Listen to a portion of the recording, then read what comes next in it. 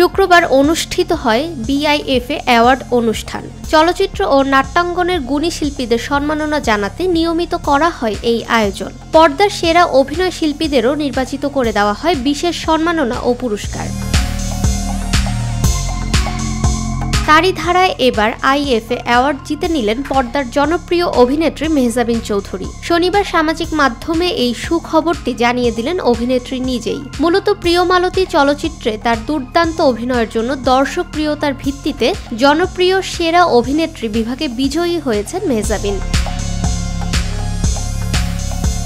সামাজিক মাধ্যমে সুখবরটি দেওয়ার পাশাপাশি কিছু ছবিও প্রকাশ করেন এই অভিনেত্রী। এদিন মেহজাবিনের পরনে ছিল সবুজ রঙের ঝলমলে গাউন, সঙ্গে পুরস্কার গ্রহণের মুহূর্ত ভাগ করে নেন অভিনেত্রী। এছাড়াও ছোট বোন মালাইকা চৌধুরীর সঙ্গেও এক ফ্রেমে দেখা যায় অভিনেত্রীকে। সেখানে কালো গাউনে মুগ্ধতা ছড়ান নবাগত এই অভিনেত্রী মালাইকা চৌধুরী।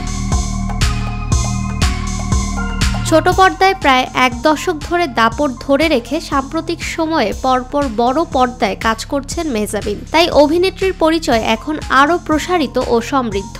চলতি বছরের শুরুতে মুক্তি পায় মেহজাবিন অভিনীত শঙ্খ দাশগুপ্তের প্রিয়মালতী। সেই ছবিতে মেহজাবিনের অভিনয় বেশ সাড়া ফেলে। এরপর বিভিন্ন আন্তর্জাতিক চলচ্চিত্র উৎসবেও ঘুরে বেড়ায় ছবিটি। মাস কয়েক আগে লন্ডন বাঙালি চলচ্চিত্র উৎসবের ৮ম আসরে সেরা ছবির পুরস্কার জেতে প্রিয়মালতী। সেই ছবির সাফল্য ঘিরেই এবার সেরা জনপ্রিয় অভিনেত্রীর পুরস্কার জিতলেন মেহজাবিন চৌধুরী। ফাহমিদা বিনতে আনোয়ার, নিরপেক্ষ নিউজ ডেস্ক।